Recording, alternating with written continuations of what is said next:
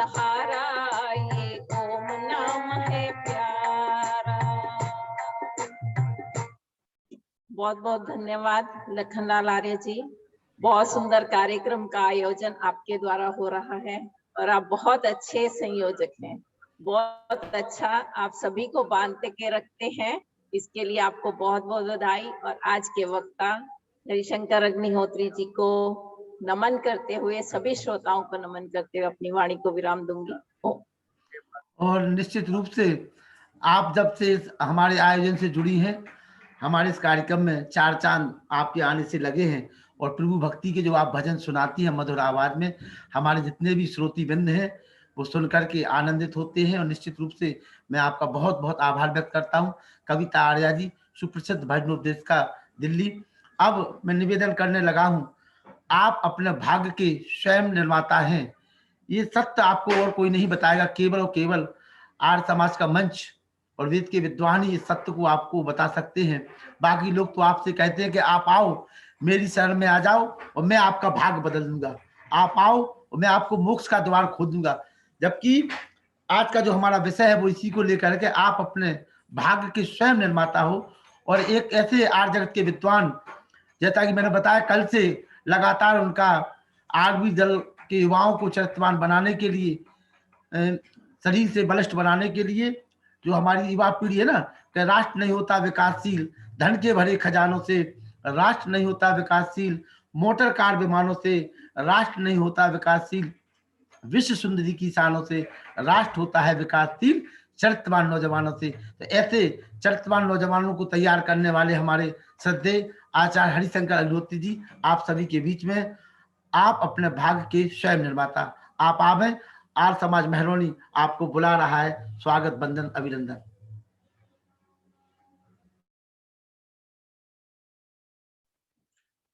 धन्यवाद आपका। परमेश्वर की दया और कृपा जब होती है तो ऐसे पुण्य कार्य करने कराने का सौभाग्य प्राप्त होता है। परमेश्वर की बड़ी कृपा है कि आप एक सुंदर कार्यक्रम में सब लोग अपने अपने घरों में बैठ करके वर्चुअल माध्यम से जुड़े हुए हैं। आओ हम सब लोग एक बार अपने अपने स्थान पर सीधे प्रभु से जुड़ने का यत्न करेंगे। एक बार गायत्री मंत्र का पाठ करेंगे और मनः स्थिति अनुकूल बना करके बैठेंगे। थोड़ी देर कुछ कार्यक्रम का आनंद लेना है, ध्यान से सुनना है। ओम भूर्भुवः स्वः तत्सवितुर्वरेण्यं भर्गो देवस्य धीमहि धियो यो नः प्रचोदयात्। ओम यो भूतं च भव्यं च सर्वं यस्यादितिष्ठति स्वर्यस्य च केवलं तस्मै ज्येष्ठाय ब्रह्मणे नमः। ओम यस्य भूमि प्रमान्तरिक्षमुतोदरं दिवं यश्चक्रे मूर्धानं तस्मै ज्येष्ठाय ब्रह्मणे नमः। ओम शांति शांति शांति। इस कार्यक्रम के आयोजक बड़े आदर और सम्मान के योग्य मास्टर लखनलाल आर्य जी, और इस कार्यक्रम में जिनके भजन अभी आप सुन रहे थे सम्मान्य बहन कविता जी, और पूरे देश भर से विभिन्न नगरों से विभिन्न स्थानों से जुड़े हुए आर्य समाजों के सभी अधिकारीगण और अनेक गुरुकुल जैसी संस्थाओं से जुड़े हुए सभी विद्वान उपदेशक महानुभाव, प्रबुद्ध और जागरूक धर्म के अभिलाषी सज्जनों, वंदनीय पूजनीय श्रद्धेया मातृशक्ति, प्यारे बच्चों, साथियों, बहुत सुंदर कार्यक्रम आप लोगों ने रखा है जिसका संयोजन सम्माननीय मास्टर लखनलाल जी कर रहे हैं। मैं उनका धन्यवाद करता हूं और मैं आप सभी लोगों का भी धन्यवाद करता हूं कि ऐसे वातावरण में, विकट वातावरण में भी आप इस माध्यम से कार्यक्रम का आनंद ले रहे हैं। अपने घरों पर बैठ करके अपने आराम मनोरंजन के समय को छोड़कर आप इस कार्यक्रम में जुड़े हुए हैं। निश्चित रूप से आप धन्यवाद के पात्र हैं। और मैं अपनी चर्चा आरंभ करने से पहले एक निवेदन और कर देता हूं कि आप अपने घर का वातावरण अभी थोड़ी देर के लिए अच्छा बना सकते हैं। वैसे तो आप अपने प्रयास से अपने घर का वातावरण अच्छा बना ही रहे होंगे और अच्छा बन जाएगा। आप अपने बच्चों को घर में, जो माताएं बहनें हैं पुरुष हैं, उनको लेकर के भी बैठें। सारे के सारे लोग ऐसे समझो जैसे आपके घर के अंदर ही यह कार्यक्रम चल रहा है और इस कार्यक्रम में हम कुछ विशेष जानकारियां आपके साथ साझा करेंगे। आप अपने घर के सारे लोगों को बैठ करके आनंद लीजिए। और एक निवेदन और कल से हम आरवीर दल की एक कार्यशाला ऑनलाइन चला रहे हैं जो गूगल मीट पर चलेगी और आपको फेसबुक सोशल मीडिया के माध्यम से, व्हाट्सएप के माध्यम से वो लिंक आप तक पहुंच जाएगा। 7 बजे से 9 बजे तक रहेगी। इसमें आरवीर दल क्या है, आरवीर दल की आवश्यकता क्या है, आर्य समाज को हम कैसे बेहतर बना सकते हैं, इस संदर्भ में हम व्याख्यान करेंगे। ये 5 दिन तक रहेगी। प्रतिदिन सायंकालीन इसी समय पर 7 बजे से 9 बजे तक आप लोग उसमें जुड़ करके आर्य दल के बारे में जान सकते हैं। मैं मेरी चर्चा आरंभ करता हूं और एक वेद का मंत्र हमें यह संकेत करता है कि हम क्या कर सकते हैं। वैसे तो हम कल वेद के संदर्भ में आपसे बातचीत कर चुके हैं। आप में से जितने लोगों ने वेद के संदर्भ में जो वार्ता सुना, उससे आपको यह अंदाजा लग ही गया होगा कि हमारे कल्याण का रास्ता केवल और केवल वेद है। हमारे माने व्यक्तिगत जीवन में या पारिवारिक, सामाजिक, राष्ट्रीय और वैश्विक जीवन में जो कुछ भी उन्नति और शांति चाहिए वो वेद से मिलेगी। या मैं से यूं कह सकता हूं कि संसार भर में जहां कहीं सुख है या जितनी भी शांति है, जितनी पवित्रता है, जितनी अच्छाइयां हैं, जितने गुण हैं, जितनी मानवता है, जितनी भलाई है, वह सब वेद के कारण है। और जितनी भी गलती है, जितनी भी गंदगी है, जितना भी यहाँ पर अमानवीय व्यवहार हो रहा है, वह मनुष्य का वेद से अलग हो जाने के कारण है। अर्थात जब तक मनुष्य वेद के आधार पर चलता रहा तब तक सारे विश्व भर में शांति रही। कोई किसी दरवाजे पर ताला नहीं लगाया जाता था। ऐसा सुंदर वातावरण फिर से स्थापित हो, ऐसा मिशन महर्षि देव दयानंद जी महाराज का है। इसी मिशन पर हम लोग कार्य कर रहे हैं और आप सब लोग उसमें सहयोगी बन रहे हैं। इसीलिए आओ हम और थोड़ा आगे बढ़ेंगे। आज का जो विषय रखा है कि आप अपने भाग्य के स्वयं निर्माता हो। हम आज इन चीजों को थोड़ा सा स्पष्ट करने का पूरा प्रयास करेंगे। हम आज कुछ चीजें, कुछ चर्चाएं क्रम से करेंगे और आप लोग उन पर बड़ा ध्यान दे करके सुनेंगे। वैसे मेरे सामने जो लोग बैठे होते हैं सभा में, तो मैं उनको संभालने का काम भी कर सकता हूं, लेकिन आप चूंकि अपने घर पर बैठे हैं इसीलिए आपको स्वयं अपने आप को संभालना होगा। मैं केवल इस समय व्याख्यान करूंगा और आप उस व्याख्यान को ध्यान से सुनने का प्रयास करेंगे। मेरी चर्चा मनोवैज्ञानिक होती है, माने मन पर जोर डालेंगे तब उस बात का रहस्य समझ में आएगा। हानियां जो हो रही हैं उनको कैसे समझ पाएंगे, तो ये मन पर जोर डालेंगे तो हमें ये हानियां भी बिल्कुल समझ में आ जाएंगी। तो मैं यहां से चर्चा आरंभ करता हूं कि हमें कर्म करना चाहिए या नहीं। वैसे मैं जो प्रश्न करता हूं सभा से उत्तर भी आशा करता हूं कि आप लोग उत्तर दें, लेकिन इस समय वर्चुअल सिस्टम में यह संभव नहीं है। इसीलिए आप अपने मन में उत्तर सोच लिया कीजिए कि हमें क्या उत्तर देना चाहिए। तो इसका जो उत्तर है वह दोनों प्रकार का आता है कि हमें कर्म करना चाहिए, ऐसा ज्यादातर लोग कहते हैं। लेकिन आपको समाज में ऐसे लोग बहुत मिलेंगे जिन्होंने कर्म न करने का उपदेश भी दे रखा है। उन्होंने समाज को पूरा निकम्मा बना दिया है। इतना निकम्मा बना दिया है कि अब लोग आपको कर्मशील कम मिलेंगे, निकम्मे लोग ज्यादा मिलेंगे। आपको पवित्रता से काम करने वाले लोग कम मिलेंगे, लीपापोती करने वाले लोग ज्यादा मिलेंगे। माने इस आधार पर मैं कैसे कह सकता हूं, मैं आपको कैसे समझा सकता हूं कैसे लोग मिलेंगे। तो मैं एक सरकारी दफ्तर का एक उदाहरण लेकर के आपको समझाने का प्रयास करता हूं। जैसे आप लोग कभी सरकारी दफ्तर जाते ही होंगे और यदि आप सरकारी कोई अधिकारी हैं तो ये बात और अच्छे से समझ सकते हैं आप, लेकिन आप कोई भी हैं आप समझ सकते हैं। और मैं प्रश्न कर रहा हूं, सरकारी दफ्तर में जब उस दफ्तर का जो अधिकारी है वो आता है तो उसमें एक नौकर भी होता है, एक कर्मचारी भी होता है, उस दफ्तर की साफ सफाई के लिए, सामान को इधर उधर रखने के लिए होता है। तो मैं आपसे अगर ये पूछने लगूं कि आप बताइए कि वो जो अधिकारी आता है उसी समय पर कर्मचारी काम करता है या पहले से साफ सफाई करके दुरुस्त करके रखता है? तो आपका उत्तर होगा, या नहीं है तो आप अपने उत्तर को दुरुस्त कर लीजिए, कि वह नौकर केवल उसी समय काम करता है जिस समय उस कार्यालय का अधिकारी वहां उपस्थित होता है, और वह काम करता नहीं है बल्कि वह कर्मचारी काम करने का, दिखावा करने का यत्न करता है। वो ये दिखाना चाहता है कि मैं बहुत अच्छा काम करता हूं, मैं बहुत बढ़िया काम करता हूं, मैं काम में लगा ही रहता हूं, मैं बहुत व्यस्त रहता हूं। वस्तुतः ऐसा वो दिखावा करता है, सही में ऐसा है नहीं।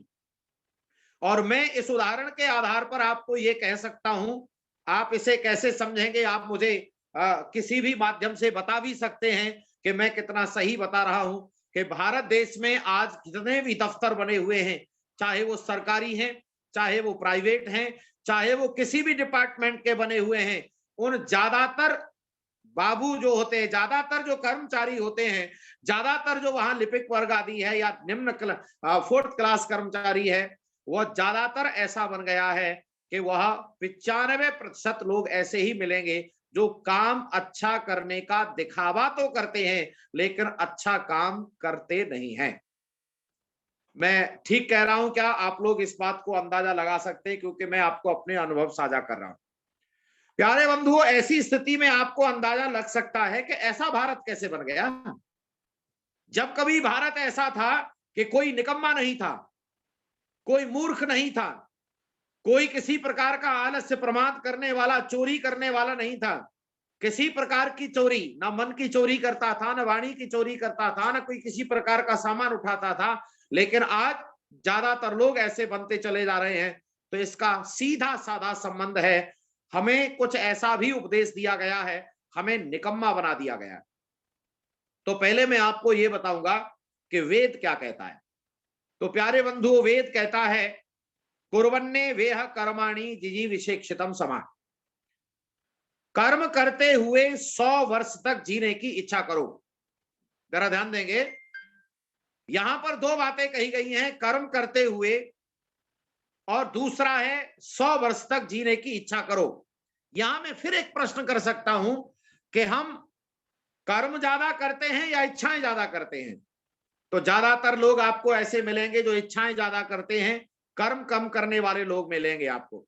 लेकिन वेद बिल्कुल साफ भाषा में एकदम सुस्पष्ट कह रहा है कि कर्म करते हुए 100 वर्ष तक जीने की इच्छा करो। और मैं इसके आधार पर आपको मैं ऐसे कह सकता हूं कि आप 100 वर्ष तक जी सकते हैं, लेकिन बिना कर्म किए 100 वर्ष तक नहीं जी सकते। अर्थात कर्म करो, 100 वर्ष तक जियो। और सुनो, मैं इसे यूं भी कह सकता हूं, क्योंकि यह मंत्र का भावार्थ बहुत दूर तक जा रहा है। इस मंत्र का भावार्थ यह कह रहा है कि आपकी वो सारी इच्छाएं पूरी हो जाएंगी जो इच्छाएं पूरी हो सकती हैं। देखो, मैंने थोड़ा यहां समझदारी से काम लिया है। मैंने यहां एक लाइन जोड़ दी है, नहीं तो मैं यही कह सकता था सारी इच्छाएं पूरी हो सकती हैं, लेकिन नहीं, मैंने यहां एक बात जोड़ी है, क्योंकि सिद्धांततः कुछ बातें, इच्छाएं ऐसी होती हैं जो पूरी हो ही नहीं सकती। इसीलिए मैंने यहां कहा कि वो सारी इच्छाएं पूरी हो सकती हैं जो पूरी हो सकती हैं, वो सारी इच्छाएं आपकी पूरी हो जाएंगी, लेकिन कोई भी इच्छा बिना कर्म किए पूरी होने वाली नहीं है। अब पहले यहां आपको एक बात यह बताना चाहता हूं कि क्या ऐसी भी कुछ इच्छाएं होती है जो पूरी नहीं हो सकती?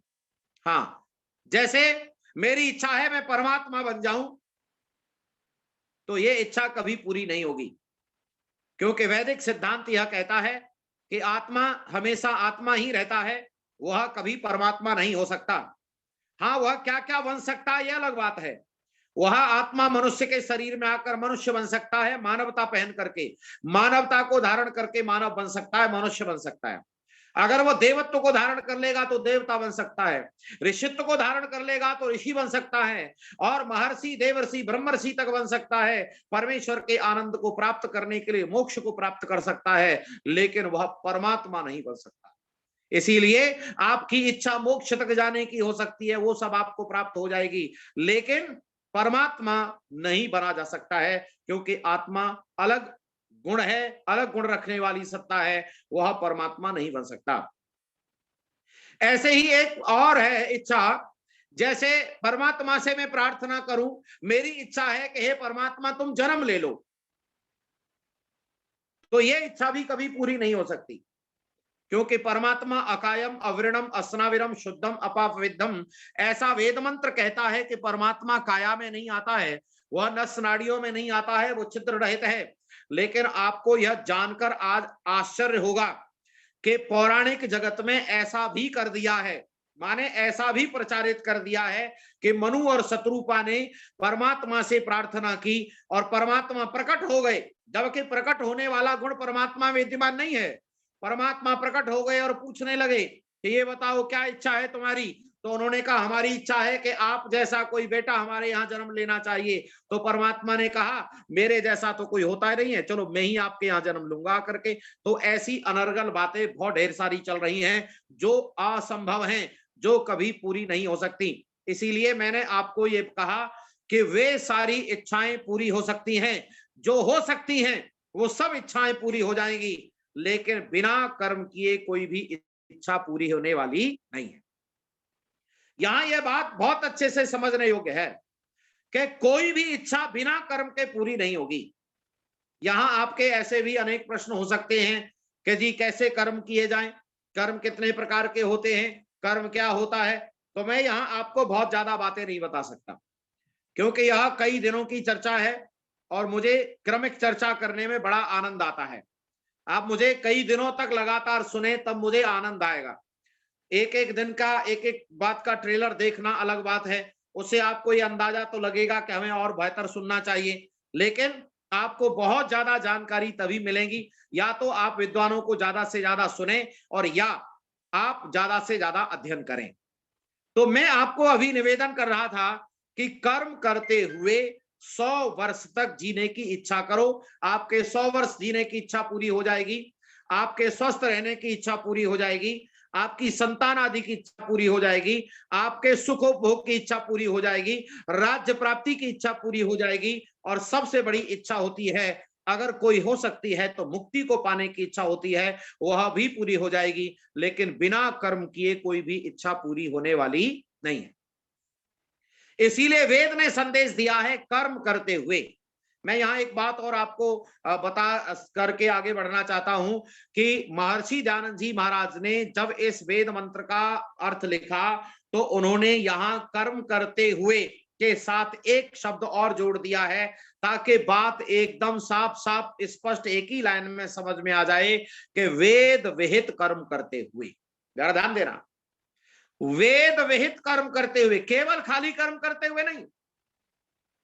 अगर केवल कर्म करते हुए तो अत्याचारी भी कर्म कर रहा है, गलत लोग भी कर्म कर रहे हैं, लेकिन नहीं, यहां पर वेद विहित कर्म करते हुए, वेद में जिन जिन कार्यों के लिए वर्णन किया गया है कि इन कार्यों को करना चाहिए, इन कर्मों को नहीं करना चाहिए, क्योंकि वेद में 2 प्रकार की बातें लिखी गई हैं। एक बात लिखी गई है क्या यह करो और यह ना करो, अर्थात विधि और निषेध।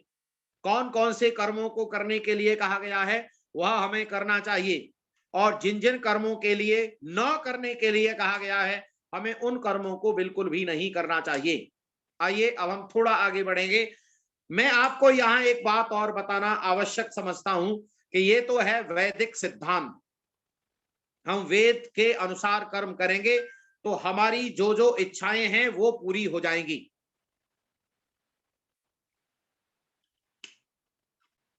अब मैं आपको एक बात और बताना चाहता हूं, भारत देश में इसके उल्टा प्रचार भी किया गया है, बिल्कुल उल्टा। माने हम कह रहे हैं कर्म करो, परमात्मा ने कहा कर्म करो, इसीलिए हमने आपसे कहा कर्म करो। ऋषि मुनियों ने अपने ग्रंथों में कहा कि कर्म करो, कर्म करने के साथ ही आपका अपना जीवन सुधरेगा। लेकिन भारत देश में ऐसे भी बहुत लोग हुए जिन्होंने वेद का सिद्धांत जाना नहीं, वेद मत को ठीक से पहचाना नहीं, अध्ययन नहीं किया, उन्होंने लोगों से कह दिया रुको, कर्म करने की जरूरत नहीं है। अजगर करे न चाकरी, पक्षी करे न काम, और दास मलूका कह गए सबके दाता राम। अब आपको यहां थोड़ा मन लगाना पड़ेगा, आपको पूरा मस्तिष्क लगाना पड़ेगा, मनोवैज्ञानिक तरीके से आपको इसका उत्तर मिलेगा। मैं आपको दो बातें बताऊंगा यहां जो बहुत जरूरी हैं। एक तो यह कि भारत देश को निकम्मा कैसे बनाया गया, और दूसरा ये भारत देश को पाप करने के लिए कैसे प्रेरित किया गया। भारत देश में अभी और पाप होंगे, क्योंकि यहां पाप कर्म करने के लिए लोगों को प्रेरित किया जा रहा है। कैसे प्रेरित किया जा रहा है?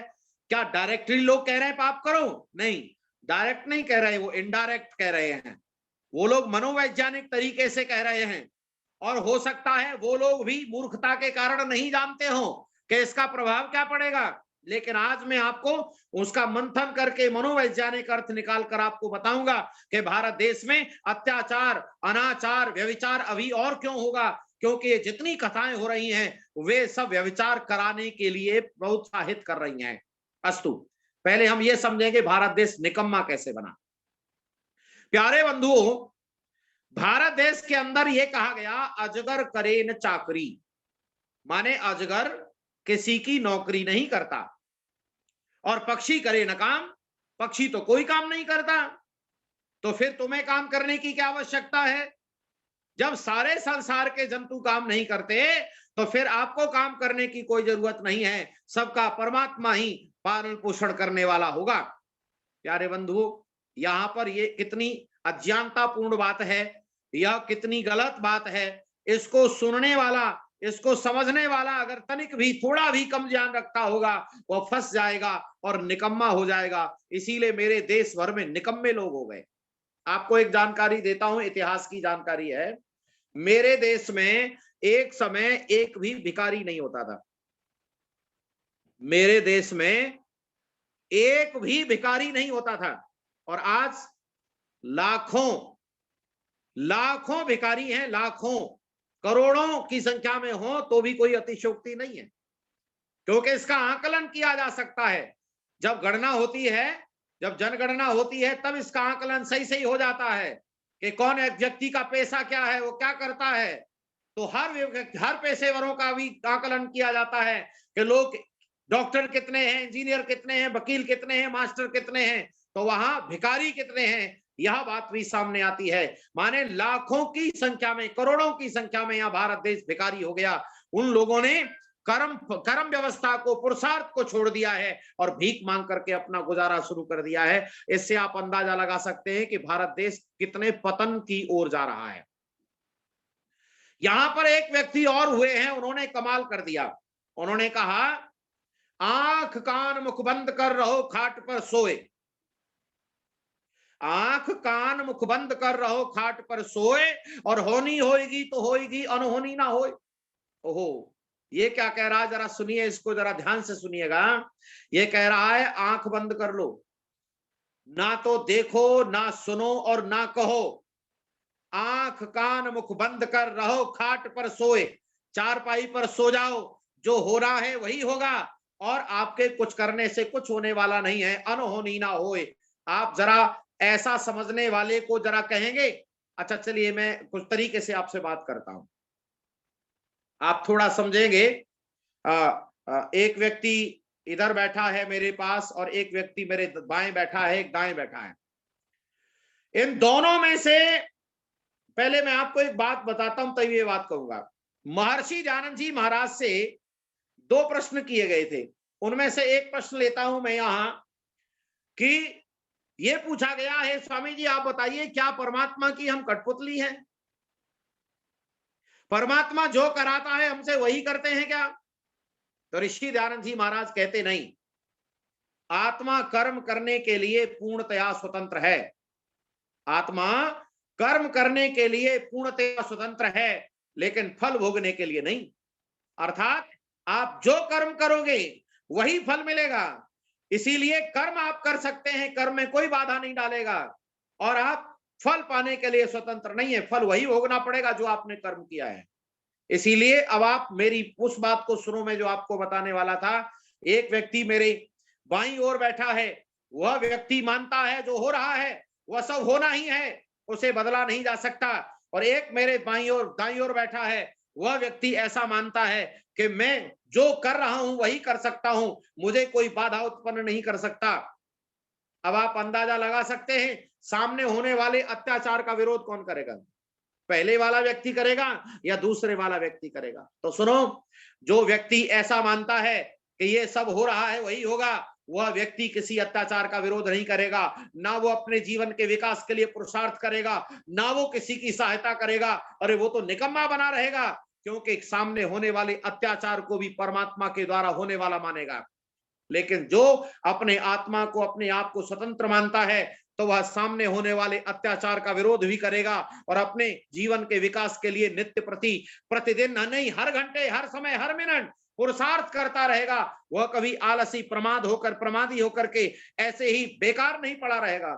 भारत देश में ऐसा प्रचार हो रहा है कि यहाँ परमात्मा जो कराता वही होता। अरे नहीं बंधुओं, गलत प्रचार हो गया। अगर ऐसा कोई मानता है तो वो ना तो अपना विकास करेगा, ना किसी अत्याचार का विरोध करेगा और ना ही समाज के सुधार के लिए यत्न करेगा। इसीलिए भारत देश अभी और बिगड़ेगा, क्योंकि भारत देश में दुष्प्रचार हो रहा है। भारत देश में इतना ज्यादा दुष्प्रचार हो रहा है, यहां पर लोग निकम्मे बनते चले जा रहे हैं। और मैं आपको एक बात और कह रहा था, उस बात को कहकर फिर मैं आगे बढ़ूंगा, क्योंकि समय बहुत अधिक नहीं होता है चर्चा का। मैंने आपको एक तो ये बात बताई कि लोग निकम्मे क्यों हो रहे हैं, क्योंकि निकम्मे इसीलिए हो रहे हैं कि लोगों के पास गलत विचार पहुंच रहे हैं। मैं आपको एक बिल्कुल सीधी सीधी बात बताना चाहता हूं कि मनुष्य जो कर्म करता है वह विचारों के आधार पर करता है। कर्म करने का जो कारण है वो परमात्मा नहीं है, माने परमात्मा किसी से कर्म नहीं कराता है। और सुनो, समय भी कारण नहीं है, कर्म का समय भी कारण नहीं है। जैसे एक दुष्प्रचार हुआ है कि कलयुग की वजह से गलत काम हो रहे हैं, नहीं बंधुओं, ये भी गलत प्रचार है। कलयुग की वजह से कोई गलत काम नहीं हो रहा है। अच्छे और बुरे कर्मों का आधार केवल विचार होता है।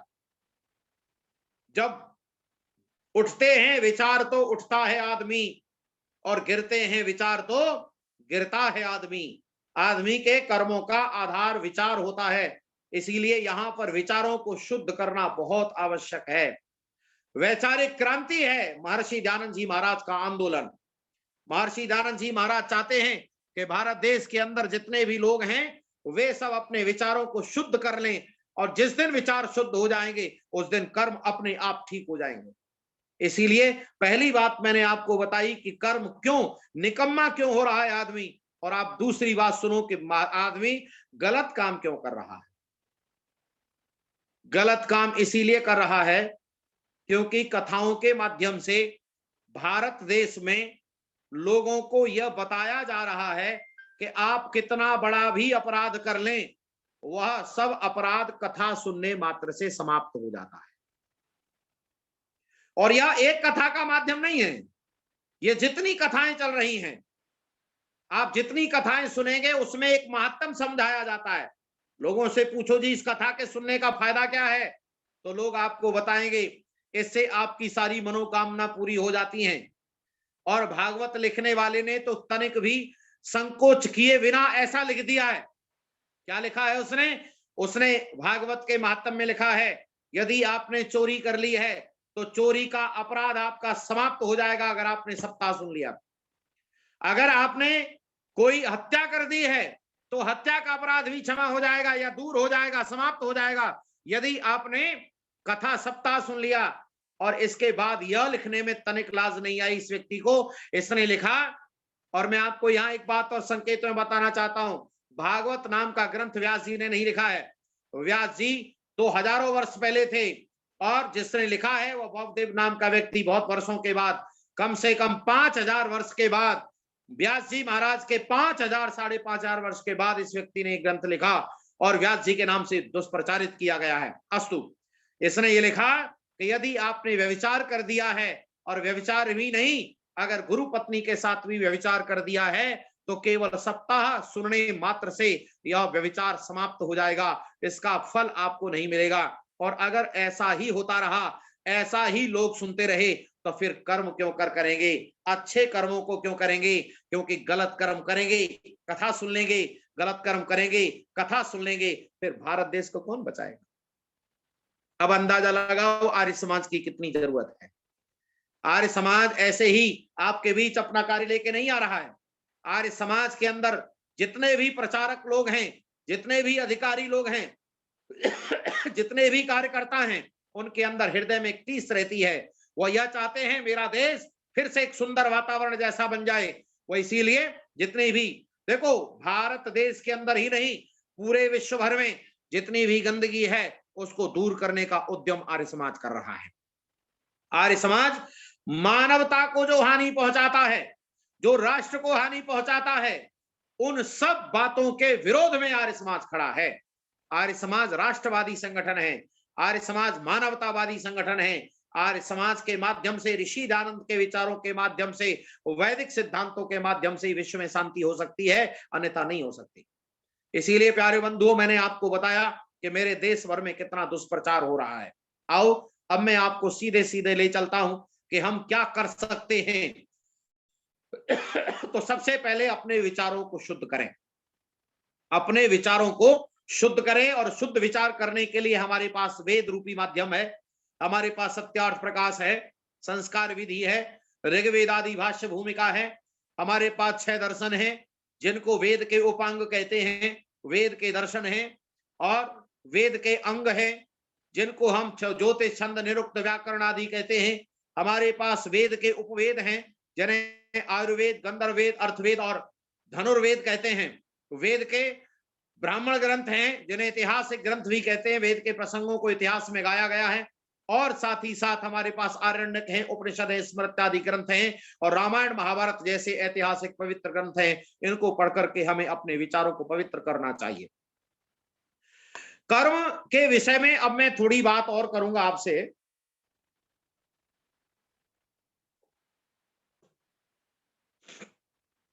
कर्म क्या होता है? देखो कैसा प्रश्न है। कर्म क्या होता है, इसकी मैं आपको दार्शनिक परिभाषा देता हूं। महर्षि दयानंद जी महाराज कहते हैं, जीव मन और इंद्रियों से जुड़कर जो भी चेष्टा विशेष करता है उसे कर्म कहते हैं। जरा फिर से सुनिए, जीव मन और इंद्रियों से जुड़कर जो भी चेष्टा विशेष करता है उसे कर्म कहते हैं। आप जरा मेरे हाथ को देखिए ध्यान से, आपको मेरी बात अच्छे से समझ में आ जाएगी।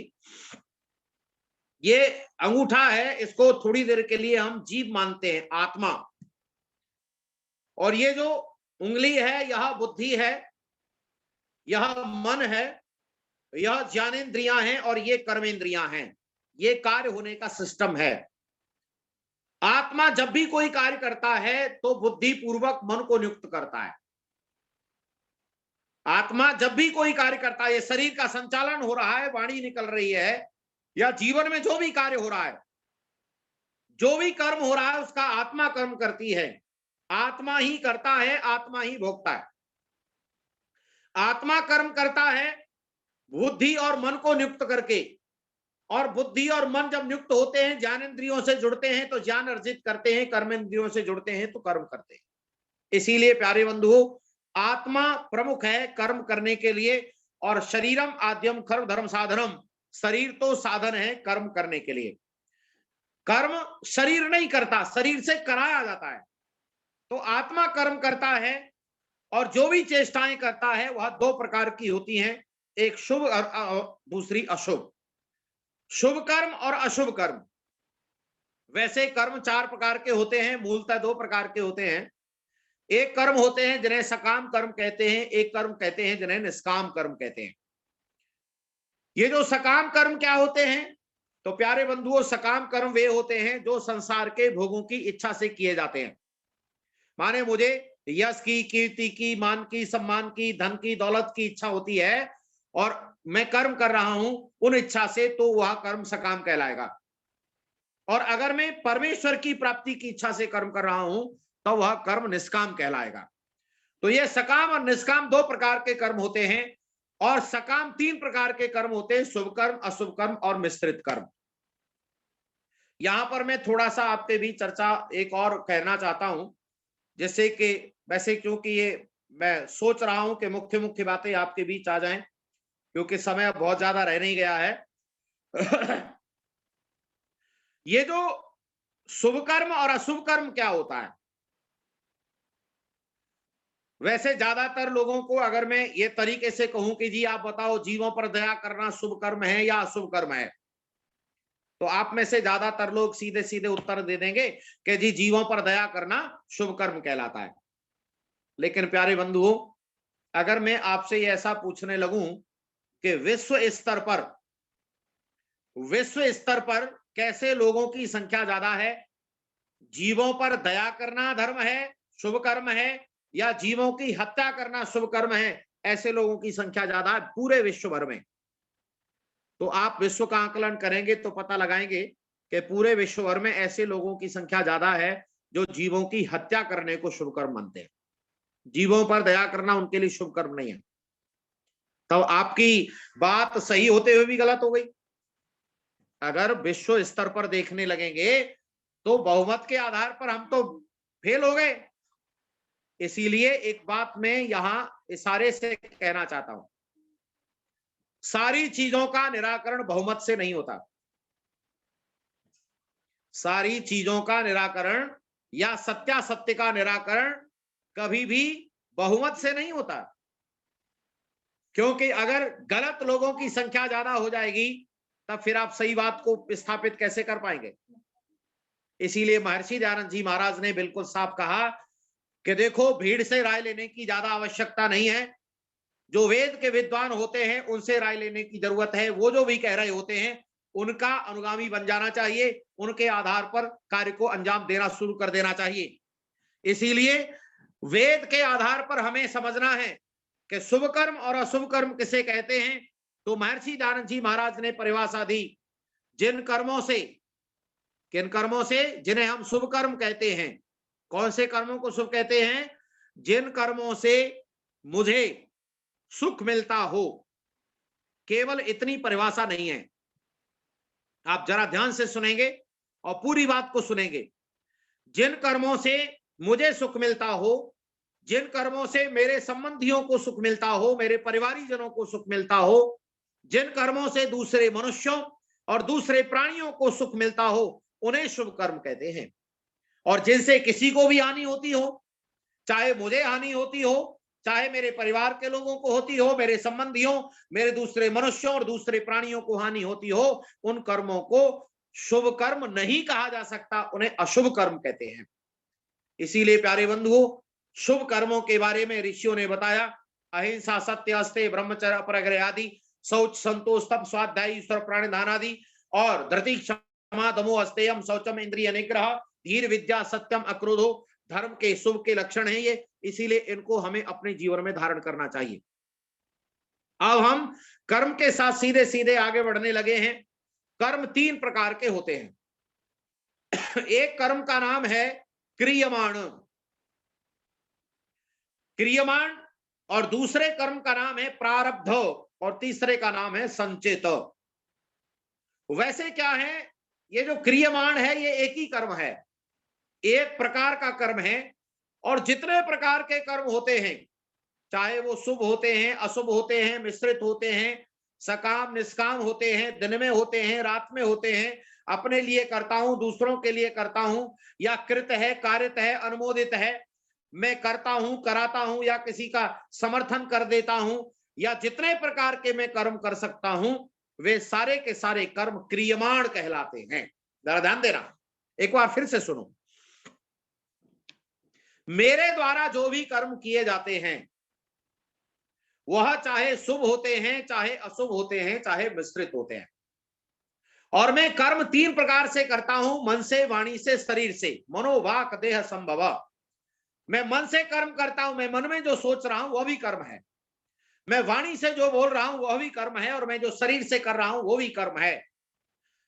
और मैं चाहे दिन में करता हूं, रात में करता हूं, अपने लिए करता हूं, दूसरों के लिए करता हूं, चाहे मैं खुद करता हूं या किसी से कराता हूं, या किसी होने वाले कर्म का समर्थन करता हूं, मैं सारे प्रकार के जितने प्रकार के कर्म करता हूं उन सबका एक नाम है क्रियमाण। और क्रियमाण के बाद दो रास्ते हो जाते हैं। एक रास्ता हो जाता है जिसे प्रारब्ध कहते हैं, और एक रास्ता हो जाता है जिसे संचित कहते हैं। ये प्रारब्ध क्या होता है और संचित क्या होता है? तो क्रियमाण वह है जो मैंने किया या मेरे प्रभाव क्षेत्र में हुआ, वह क्रियमाण है। और इसका इन जितने कर्म मैंने किए हैं उन कर्मों में से जितने का फल मिलना आरंभ हो गया है उसे प्रारब्ध कहते हैं।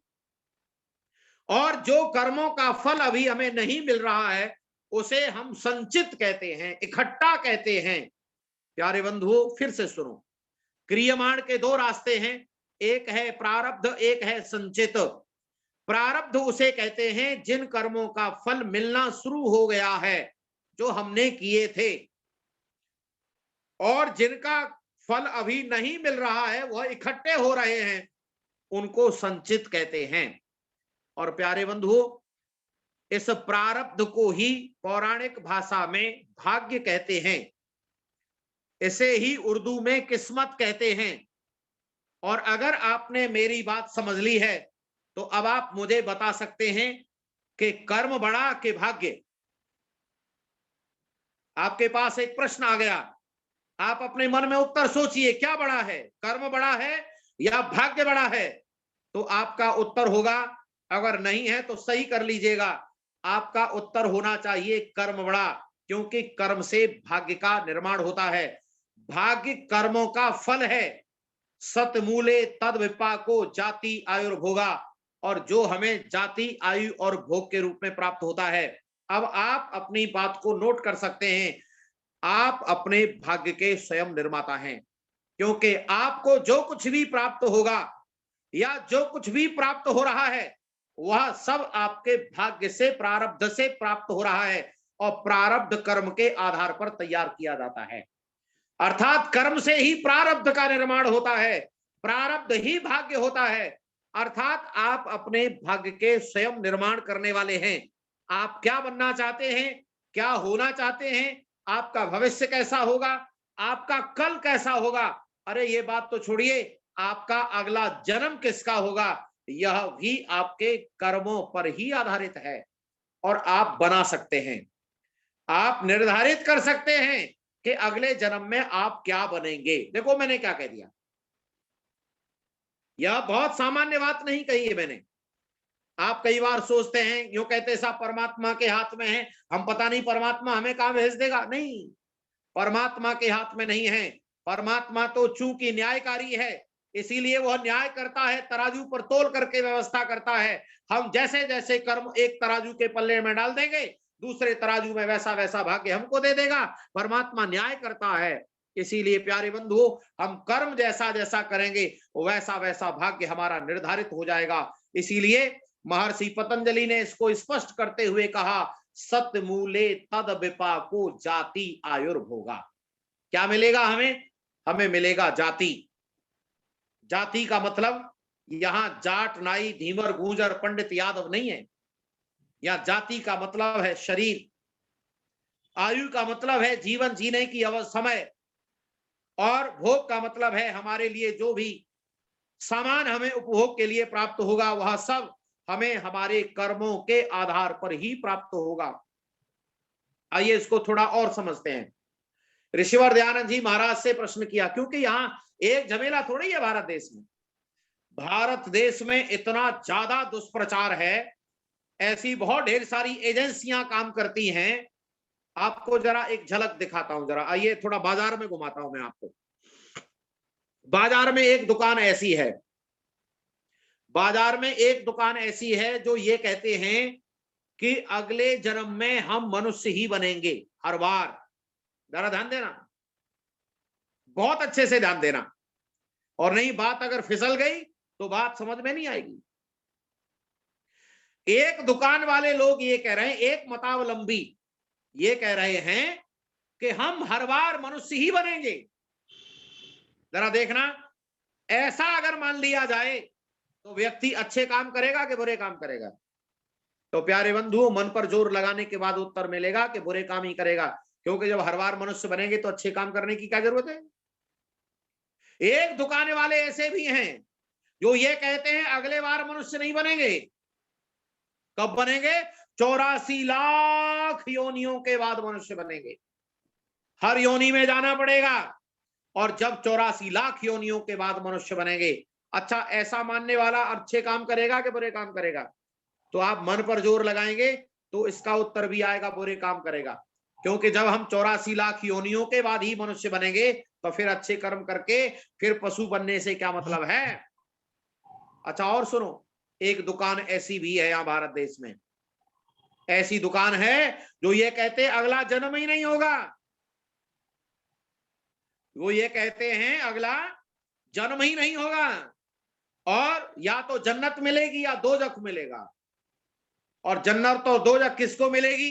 जो हमारी बात मानेगा उसको जन्नत मिलेगी, जो हमारी बात नहीं मानेगा उसको दोजख मिलेगा। अपनी बात मनवाने के लिए तलवार की धार पर लोगों को काटा जा रहा है जन्नत पाने के लिए। ये उसका दुष्परिणाम है, गलत प्रचार का, गलत विचारधारा का दुष्परिणाम है आतंकवाद। और ये आतंकवाद केवल जो चल रहा है वही आतंकवाद नहीं है, बल्कि आतंकवाद हमारे गांवों में भी है, हमारे नगरों में भी है, हमारे आसपास भी है। जो व्यक्ति गलत विचारधारा से प्रभावित होकर के लोगों को प्रताड़ित करता, वो भी तो आतंकवाद है। भारत देश के अंदर कितना बड़ा अत्याचार चल रहा है। आपके मन में प्रश्न होगा जी सही क्या है? तो महर्षि दयानंद जी महाराज से पूछा, महाराज आप जरा बताएंगे सही क्या है? तो उन्होंने बताया कि कर्मों के फल के आधार पर शरीर प्राप्त होता है। जो पुण्य कर्म अधिक करता है उसे अगले बार मनुष्य का शरीर प्राप्त होता है, और जो पाप कर्म अधिक कर देता है उसे अगले बार मनुष्य का शरीर प्राप्त नहीं होता है। जरा ध्यान देना, इसमें एक बीच की अवस्था भी है, जिसके पाप पुण्य बराबर होते हैं उसे भी मनुष्य का शरीर प्राप्त होता है। 3 कंडीशन है, पुण्य अधिक, पाप अधिक और पाप पुण्य बराबर। तो 2 कंडीशन में मनुष्य का शरीर प्राप्त होता है। लेकिन ध्यान रहे, मनुष्य जो पाप पुण्य बराबर करने वाला है वह मनुष्य तो बनेगा जीवात्मा, लेकिन सबसे निचले स्तर का मनुष्य बनेगा। जो फुटपाथ पर पैदा होते हैं वो भी तो मनुष्य होते हैं बंधुओं। क्या कोठी में पैदा होने वाले ही मनुष्य होते हैं क्या? अरे नहीं। इसीलिए हमारे शरीर का आकार प्रकार, हमारा रंग रूप, हमारा जो भी है, सौंदर्य है, काला है, गोरा है, बुद्धि है, यह सब कर्मों के आधार पर मिलता है। हमारे शरीर का रंग रूप, आकार प्रकार, नाक नक्शा, बुद्धि और लंबाई चौड़ाई, माता पिता या भोग का सामान, यह सब हमें कर्मों के आधार पर प्राप्त होता है। इसीलिए प्यारे बंधुओं, हम जैसा जैसा कर्म करते हैं वैसा वैसा हमको फल प्राप्त होता है। और एक बात और, हमारे कर्मों का फल हमें ना मिले ऐसा नहीं होता है। हमारे कर्मों का फल हमें ना मिले ऐसा नहीं होता है। अवश्यमेव भोक्तव्यम कृतम कर्म स्वाशुभम न भुक्तम क्षीयते कर्म कल्प कोट शतैरपि। हमें जो कुछ भी प्राप्त हो रहा है वह सब कर्मों के आधार पर ही प्राप्त होता है। हाँ, एक प्रश्न और है जो आगे की चर्चा का है।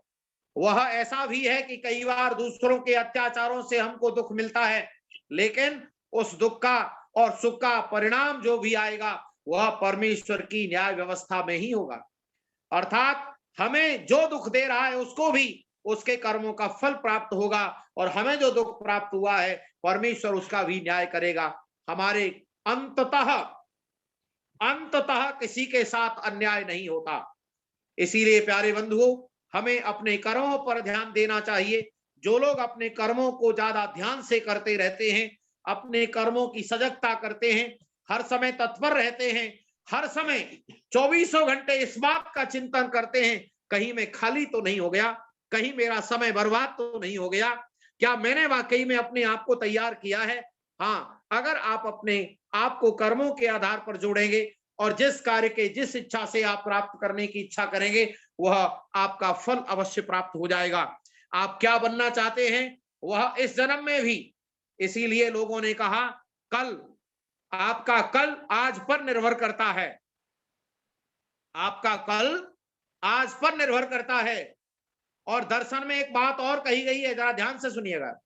हेयम दुखम अनागतम, हेयम दुखम अनागतम, अर्थात जो दुख अभी आया नहीं है उसे हटाया जा सकता है, उसे रोका जा सकता है।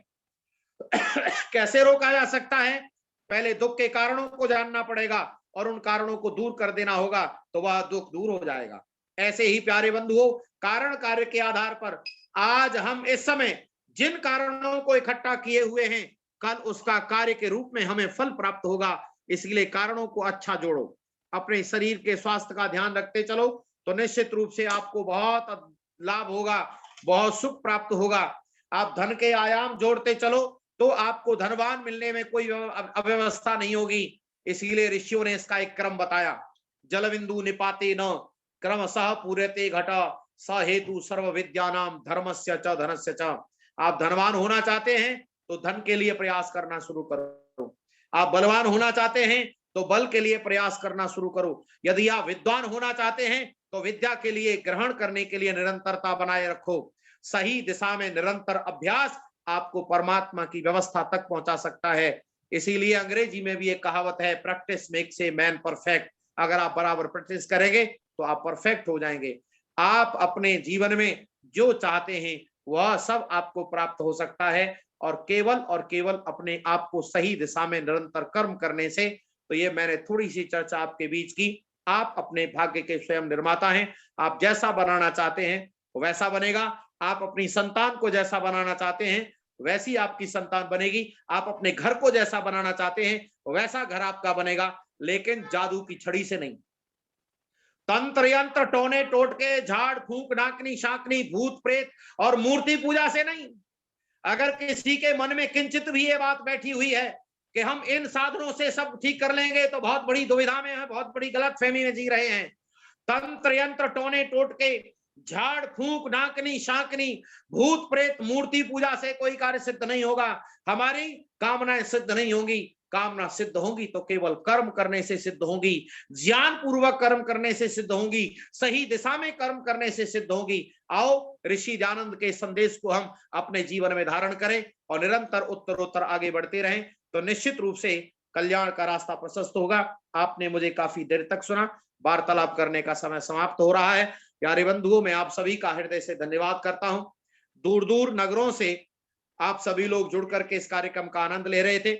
मैं मास्टर श्रीमान लखन लाल आर्य जी का मैं धन्यवाद करता हूं, जो बड़ा पुरुषार्थ करते हैं, अपने कार्य क्षेत्र में जाकर के अपना कार्य भी करते हैं, विद्यालय में जाकर के, और उसके बाद फिर अपना जितना भी समय है वो आर्य समाज के प्रचार प्रसार में लगाते हैं। इनकी गतिविधियों को हम सोशल मीडिया पर देखते रहते हैं। मैं इनको धन्यवाद करता हूं, शुभकामनाएं देता हूं, और इनके लिए मैं परमेश्वर से कामना करता हूं परमात्मा इनको शक्ति प्रदान करे, भक्ति दे, इनको उन्नति निरंतर देता रहे, जिससे ऋषि मिशन का कार्य निरंतर चलता रहे। आप सभी भाई बहनों का जो दूर दूर बैठ करके मुझे सुन रहे हैं, मैं आप सभी का हृदय से धन्यवाद करता हूं।